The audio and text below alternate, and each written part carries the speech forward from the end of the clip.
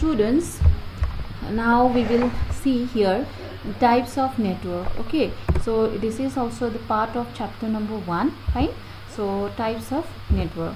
So let's see what are the different types of network. The different types of network are LAN, local area network, MAN, metropolitan area network, and WAN, wide area network. Now one by one we will see all these what type of networks are this and how they work. Okay, so first we will see local area network, which is a group of computers and peripheral devices which are connected within a limited area, within a limited geographical area. Okay, so for example, a building. So let us take an example of our school building. If we want to connect all the computers that are present in the lab, in the office, in the library, everywhere, then it will become, when we will connect all this with the help of a cable, we can say, after connection we can say it as a local area network. Fine. It is widely useful for sharing resources like file, printer, scanner, etc. Means in LAN we can share peripheral devices like printer and scanner hardwares, and also we can easily share information with other computers. Fine. So the very important characteristics, or we can say advantages of LAN, is that as it is within a very small geographical area, limited area, it is very easy to install, it is very easy to work with, and secondly it is very easy to find out if there is any problem. Suppose a node is not working, if after installing the networking is not working, where the problem is, it is very easy to find out. Okay, because it is within a very limited area. So that is LAN. Next, MAN, metropolitan area network. So this connects different networks within a city. Okay, now I am not telling about computers but networks. Means suppose here in this in our school building all the computers are connected, so it is a network. Okay, it is a LAN. Other school like MVM, other MVMs are there, MVM 1 is there, MVM 3 is there. So all their buildings have local LANs. Yes, local area network, local networks. So if we want to connect all the MVM networks within the Guwahati city, we can use MAN, metropolitan area network. Fine. So that is what it comprises of the computers of a city, we can say, and it takes a larger geographical area than LAN, local area network. Then next is WAN, wide area network.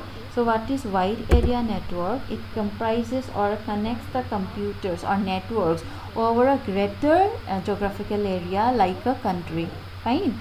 So here also, is it possible to physically connect all the computers? No. All the networks? No, because it is a connection between the computers of a whole country. So what here is done, different networks are connected together with the help of satellites or radio waves. Okay, so this is wide area network. So these are the 3 different types of network and these are their characteristics. Okay, so after that we will come to network security. Now what is network security? Network security means to protect. Now network security means to protect our data when our computers are a part of a network. Fine. So it is a very hard work or great deal to protect the information when it is in a network. Why? Because same information can be accessed by different users.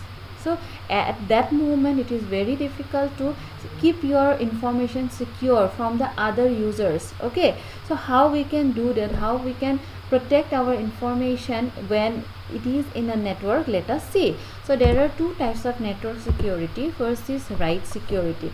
Now what is write security? Giving different rights to different users. Suppose in a network there are 5 users. So in the five users will get different rights. Okay, so there will be a server and server will provide them the information, they can access the information, but all those 5 users cannot modify or cannot edit or cannot delete the information because they do not have such rights. Suppose only one computer has right to delete, modify or read the information, and other computers have only the right to read the information. They cannot delete, they cannot modify the data. So in this way we can keep our data secure. So next is what? Login security. So login security means giving passwords. Now suppose I have a very important information in my computer and I want to send this information, this document, to someone else. So what happened? While getting transmitted, in the meanwhile also a hacker may get the information, may steal the information, but it will be of no use to him if we protect the information with some password, and if he do not know the password, he will not be able to open the document. Yes, so that password only we will share with the other user to whom I am sending the information, but the hacker will not know the password, so he will not be able to open the document. Yes, so in this way we will keep our information secure even if it is in a network. Fine student, so this is all about networking.